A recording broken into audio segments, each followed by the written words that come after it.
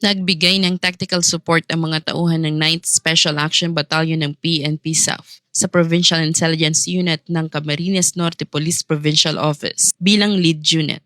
Katuwang ang iba pang law enforcement units at ang Philippine Army na nagresulta sa pagkakaaresto kay alias Isme, isang BSR-listed CTG member na kabilang sa lista ng 4th quarter calendar year 2025 sa Barangay Tuwaka, Basod, Camarines Norte.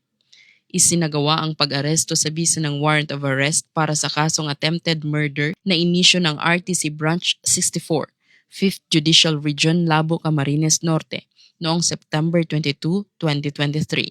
Ang suspect ay nasa kustodiya na sa ngayon ng Labo Municipal Police Station para sa dokumentasyon at tamang disposisyon.